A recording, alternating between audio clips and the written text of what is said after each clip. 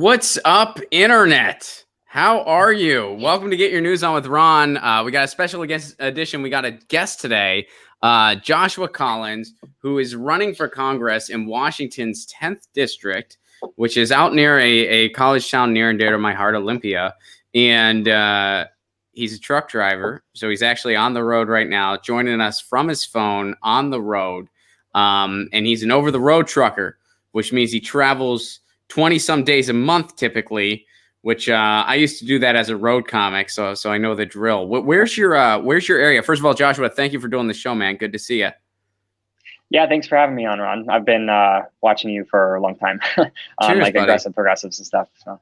Well, good to see you, and thanks for doing what you're doing. And we're going to hear about your campaign here. So, but first, yeah, so you're a truck driver right now. What's your region? Because I used to live in Seattle. The Northwest is a spread out place, man. So where are you kind of going to on a regular basis? So before we were going all over the place. So my wife and I are both truck drivers, right? And we have been for about 4 or 5 years, and we own our own truck. And so we went to 48 states. Basically every week we would do like tourism in like a new city. And we've basically seen the whole country. Now we just go from Seattle to LA and back over and over and over again. So. Well, hit me up next time you're in LA, man. Okay. I know we tweeted back and forth the one time, but all right. So you're running for Congress. What prompted all this? What's going on that you decided you get to travel around the world with your or around the country rather with your wife? That's pretty sweet gig. What made you think I wanna leave all this? I want to run for office. Well, it's a few things. It's a big combination of things. The number one thing is that my representative, people are blind, like they're kind of naive, and like I really need to get this message out, right?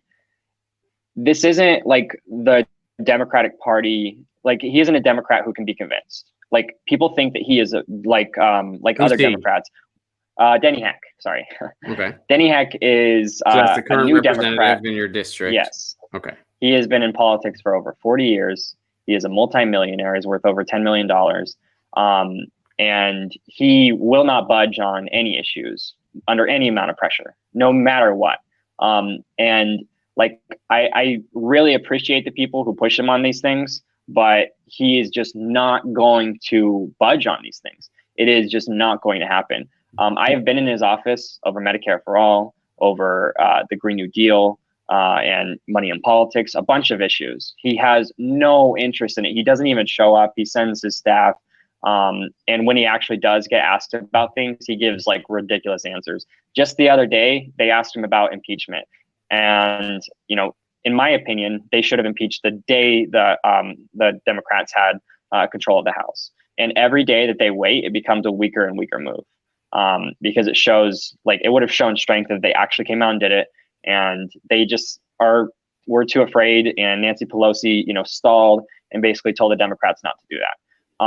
Now, his answer on impeachment, he doesn't have a good answer, right? And if he did, maybe I wouldn't even hit him on this, right? But his answer was the same as it is on everything else. It was, I don't do yes or no black and white questions. So he couldn't say whether or not he would support impeachment. And when you call his office on impeachment, on Medicare for All, on a Green New Deal, on any of these issues, they say, well, Nancy Pelosi doesn't support it. Just flat out, they admit he is being controlled by Nancy Pelosi, and he takes his orders from Pelosi and has no interest in what the people in our district actually want. So what do the people in your district want, and what do you want?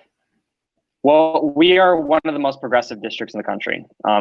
Despite low voter turnout, we still had, like, this guy got like 65% of the vote last time against a Republican. It is like, I think it's like D plus like 30 or something. I don't remember the number, but we have a lot of teachers, a lot of service workers, a lot of it's a very diverse district as well. It's like 1/3 non-white, and we overwhelmingly support things like Medicare for All. We've even been trying to get a statewide single payer plan with the organization Whole Washington. They've been pushing ballot initiatives, and we support the entire progressive agenda in our district. They're favored. And Thurston County Democrats, which is Olympia and like the surrounding area, they actually voted to support my campaign, and they will not endorse or support Denny Heck, and that's in his own district. The county that he lives in won't support him. So that's what this guy is looking at. He's looking at like not even the Democratic Party in our district supports him. So. Well, so then what do you have to do? Do you need to defeat him initially, and then you will presumably go up against a Republican, or No. Does Washington do a jungle the way California does? Yeah. Okay. Yeah, it's a free for all in the beginning, and then top two go to the general. So. Okay, so it's a jungle like California. Okay, Yeah, I couldn't remember. I mean, I used to live there, but it's been a little while, so memory's a bit foggy. And I lived in 4 other states since then, so it's hard to keep track of it all.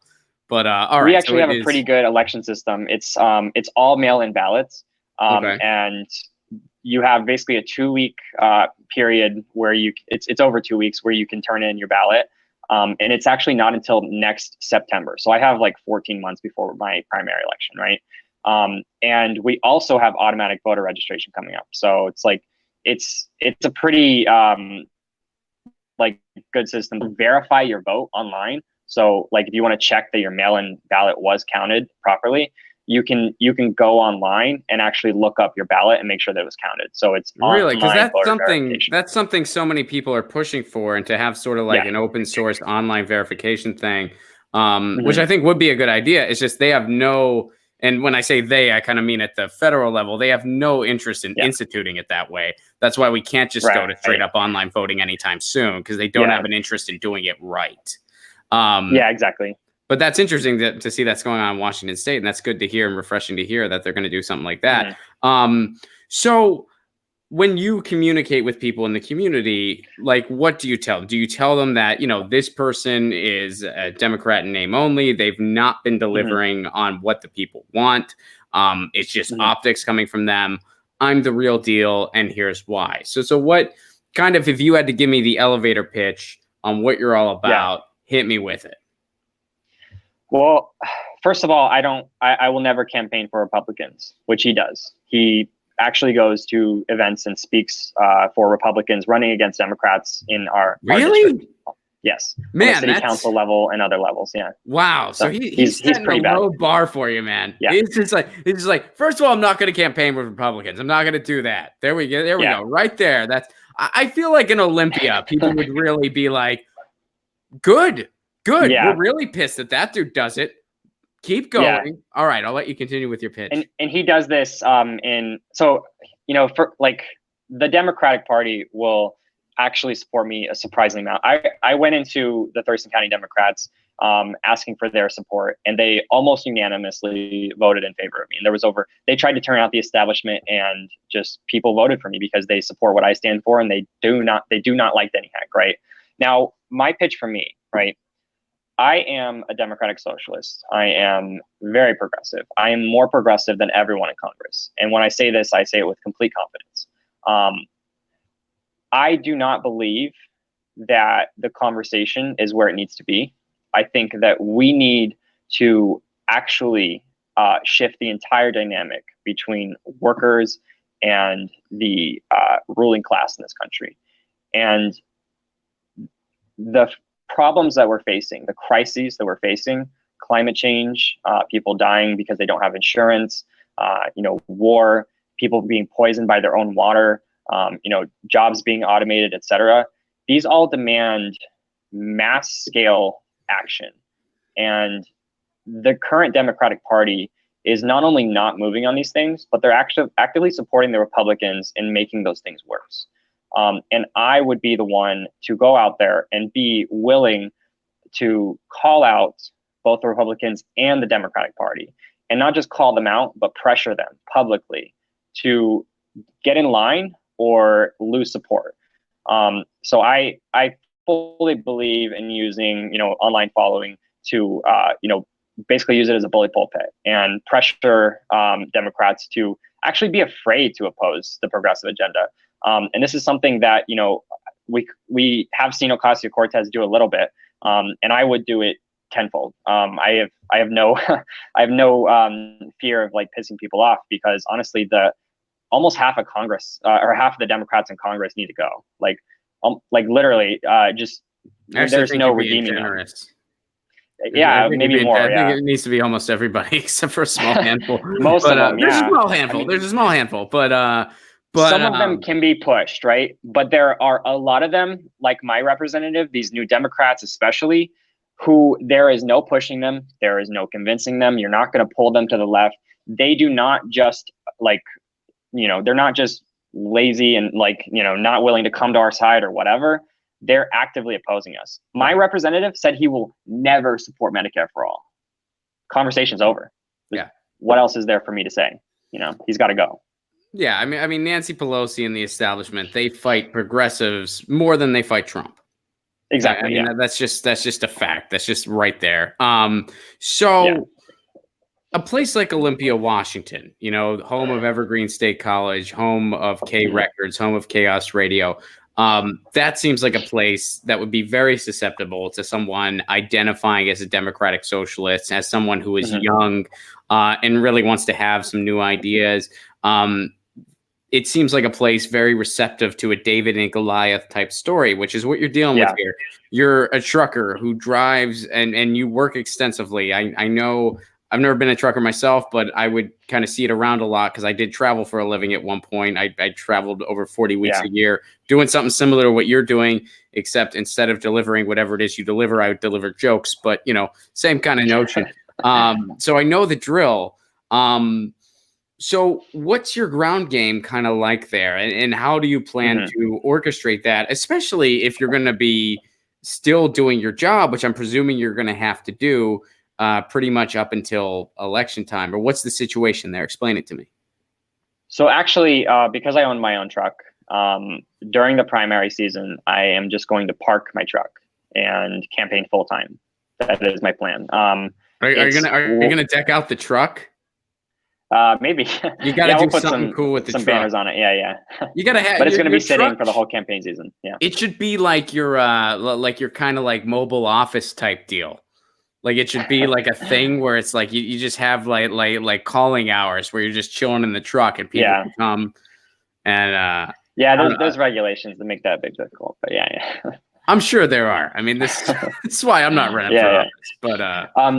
But so the plan is it's like, so we're never going to out fundraise my opponent, but we are doing really well on fundraising. We're about half the amount that the last progressive challenger who ran against him raised in her cycle, and we have over a year before we get there. So we're at over $25,000, and we've estimated that with $100,000 we can win this.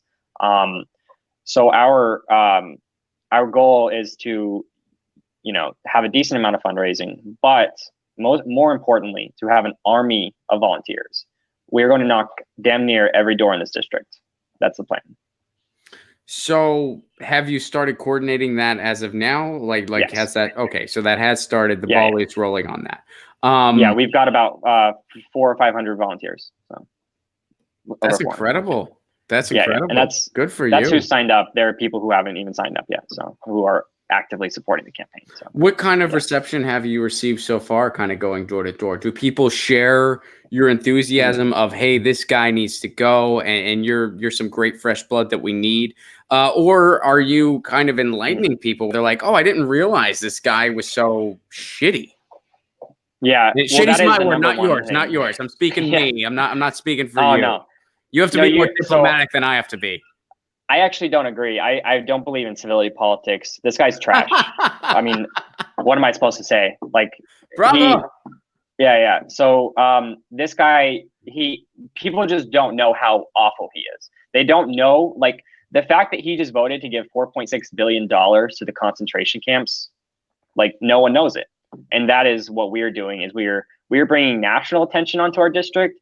And it's also getting everyone in our district to realize who he is because they are so caught up in the partisan competition that they don't even realize that we have a guy supporting concentration camps, voting for war, deregulating the banks, etc. So that is what we're doing. We have a very progressive district, and they just don't realize how bad he is on progressive issues. And they also a lot of them don't even know he's campaigning for Republicans. So when we tell them that, they're like, "What? You're kidding me." And then so I literally have to show them videos. Yeah, I'm unmasking him essentially. And so, oh, sorry, go ahead. No, I was just going to ask, are you going to get to debate this guy? I hope so. Yeah. Have you put any feelers out there, contacted local media, or? We're going to wait a little bit. Right now we are very busy with a lot of other stuff. We are trying to get the support of basically every community organization and, activist organization we can in this district.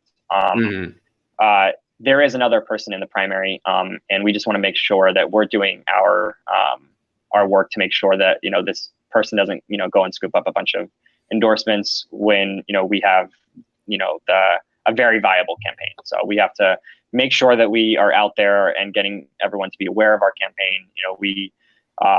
We're really ahead of our fundraising target. We have way more volunteers than I even expected to have at this point. And so, the important thing for us right now is to actually just build awareness of the campaign. That is the most expensive thing to do with a campaign, is actually just letting people know that you're running. Because if you have to spend money to get your name out there, that's just, that's just burning money, because you gotta spend so much money on Facebook ads, Google ads, and some people even spend money on TV ads.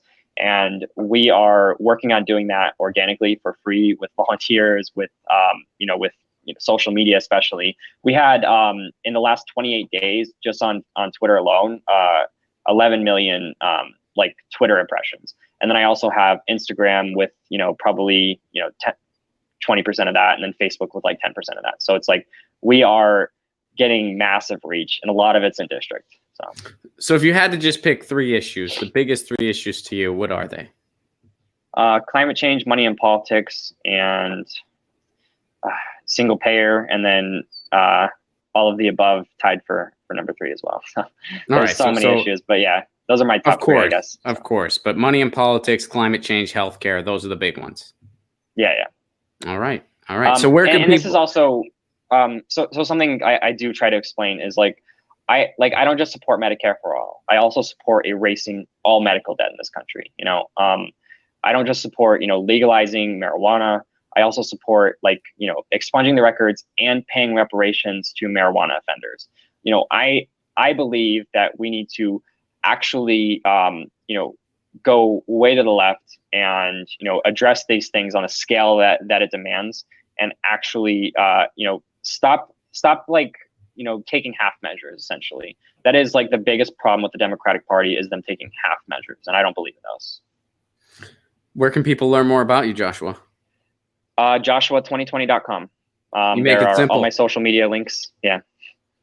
All right, cool, man. Joshua2020.com, where Joshua Collins running for Washington's 10th. And at his website, you can learn, you can sign up, you can volunteer, you can learn more about him. Joshua, thank you so much for doing this, man. And best wishes there out on the road and on the campaign trail. Yeah, thanks for having me, Ron. Bye. All right, man. Cheers.